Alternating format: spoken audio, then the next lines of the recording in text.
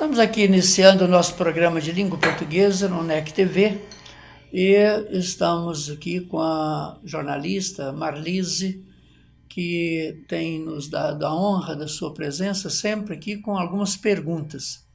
Então seja bem-vinda, Marlise. Olá, professor. Olá, você que está nos assistindo.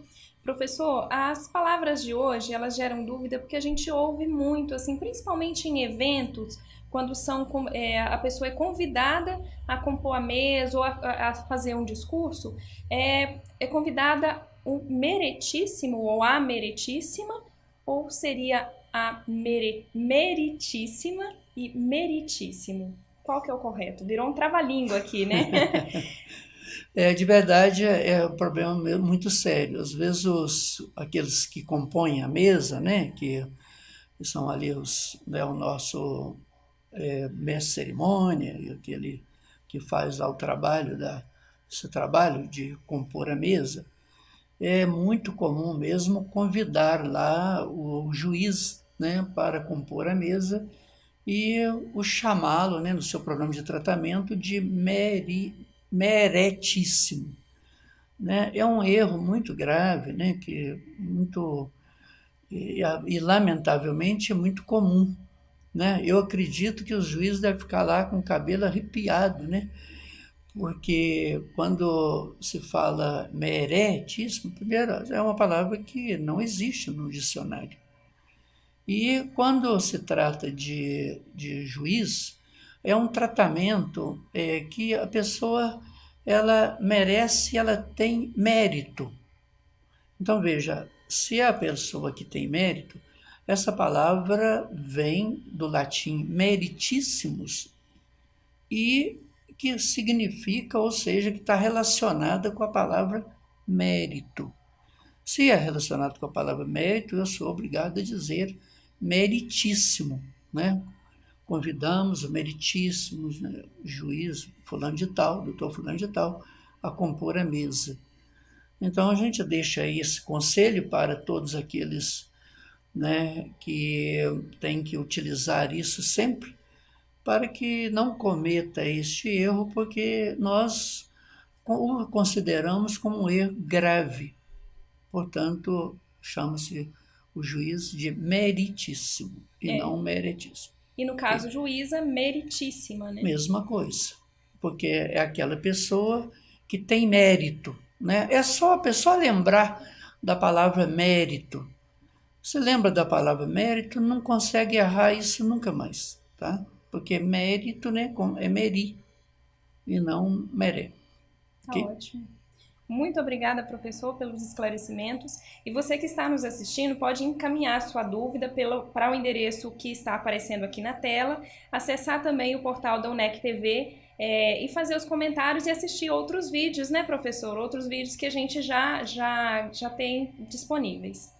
Vamos à nossa Estamos placa? à disposição, né? Isso aí é muito importante, a participação do nosso telespectador. Vai enriquecer muito, né? Sim, sim. Sempre. É. Professor, vamos à nossa placa de hoje? Eu vou ler exatamente como ela está. Parece um pouquinho estranho. Saída de veículo pesado. A gente acredita que, claro, que a pessoa, nós entendemos isso, né? Que ele quis dizer veículo. Então ele tem que ter o acento. E aí você colocou colo, não é. Portanto, é veículo, é o fonema O no lugar do O. É veículo. Saída de veículo pesado. Também se escreveu ali, eu estou vendo que você escreveu pesado com Z, não é isso? E o certo é pesado com S. Portanto, corrija a sua placa dessa forma. A última palavra, que é pesado com Z, você vai colocar um S, portanto, fica saída de veículo pesado. Então tá bom, muito obrigada, professora. E você que está nos assistindo, pode encaminhar também alguma placa com um desvio linguístico para que nós possamos comentar aqui no programa e fazer a correção, né? Agradecemos a sua participação e nós estaremos recebendo daqui a pouco, né, no nosso segundo bloco, o professor José Geraldo, que é professor de língua portuguesa, de linguística e também de literatura do Centro da Universidade de Caratinga, para conversar um pouquinho conosco a respeito da aprendizagem da língua portuguesa. Eu aguardo você. Daqui a pouquinho estaremos aí com o professor Zé Geraldo.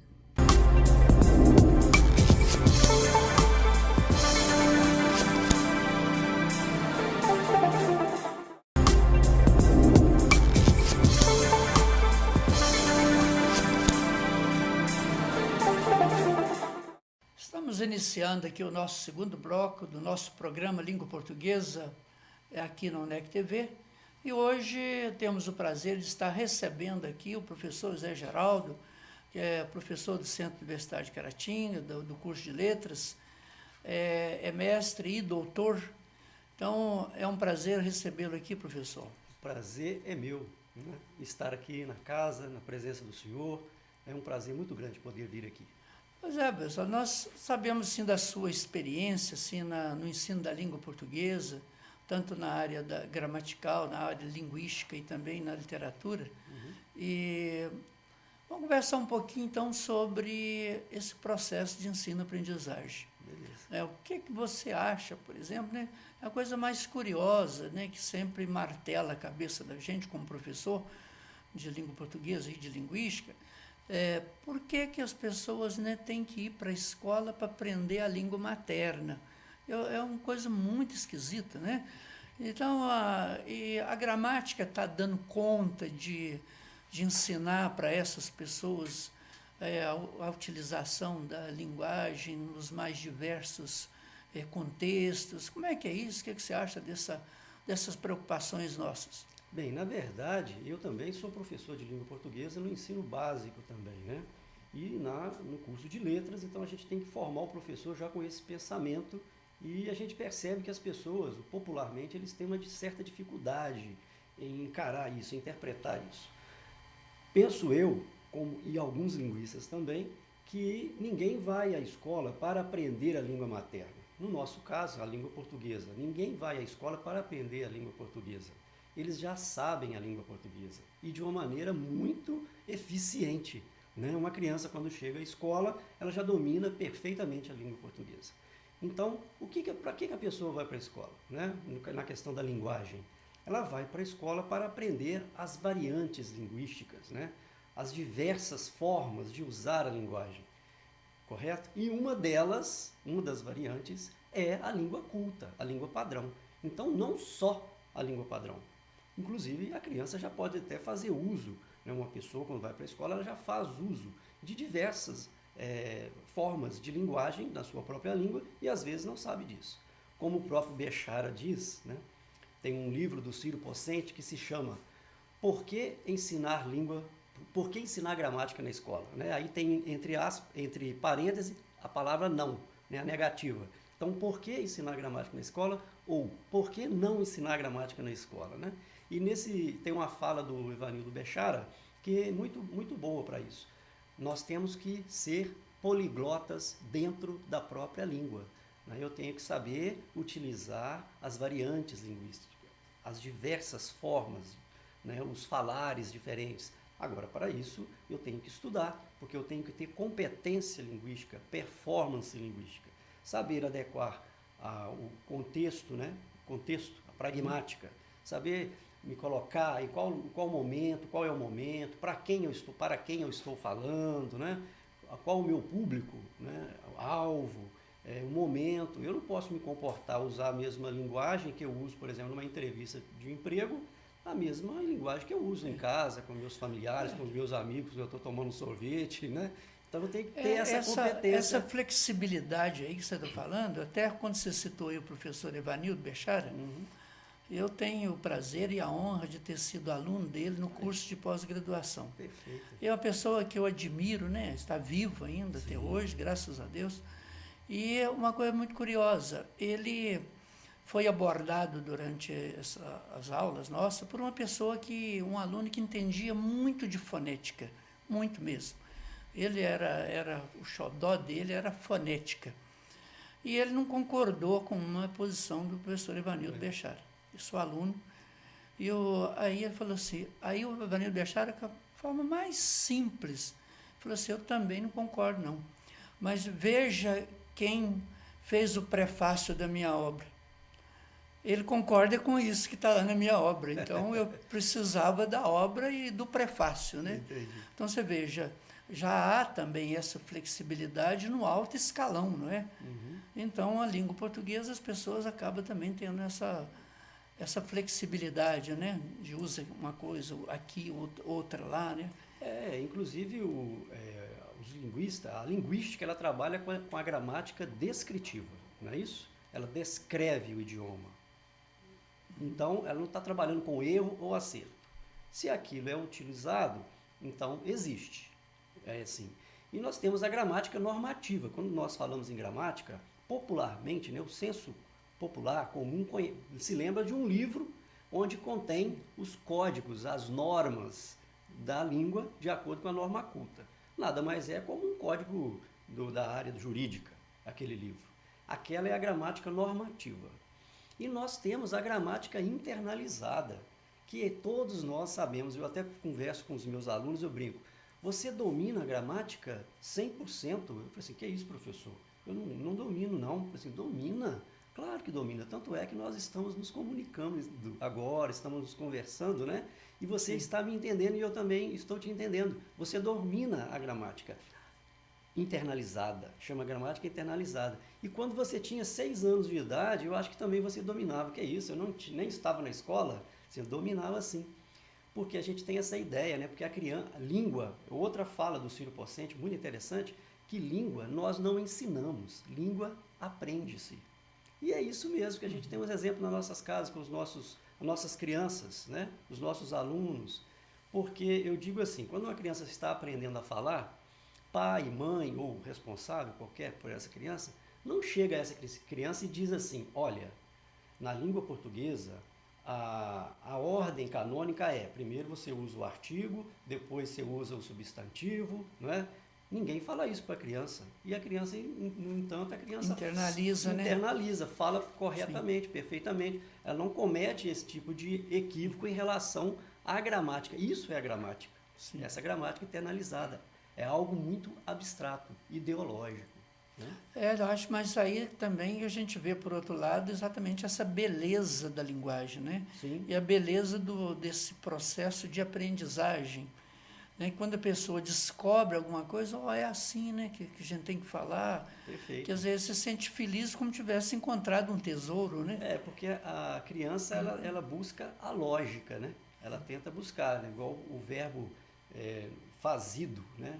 Ela vê todo mundo, eu tinha trazido e fala fazido, né? Aí você vai corrigir a criança. Ela está sendo lógica, né? Porque ela, como que pode? Trazido, eu vou falar fazido. E de verdade, essas irregularidades, nós consideramos essas irregularidades formais, né? Uhum.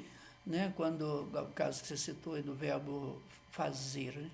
Deveria realmente ter sido faso, né? Se fosse assim, né? Estava tudo dentro de uma lógica interessante, né? Mas tem que ser fácil, né? Isso aí realmente, na mesma coisa, o verbo dizer, né? Sim. Né? Então, quando às vezes a pessoa comete um erro desse, a gente até nem assusta, né? Nem assusta. Exatamente porque seria a normalidade, né? Sim. Quer dizer, dá um choque, né? De você ter que falar eu faço, né? Em vez de eu faço, não é? Acaba dando um choque. Aconteceu um fato curioso comigo. Eu já fazia letras. Eu cheguei a um balcão de uma loja para... eu não sei se era para fazer o pagamento ou comprar alguma coisa, e eu falei, numa situação, eu usei o verbo trazer, falei, não, se eu tivesse trazido, seria mais fácil, né? Falei, alguma coisa nessa situação. Aí tinha uma senhora ao meu lado, ela me olhou assim, né, meio de soslaio, né?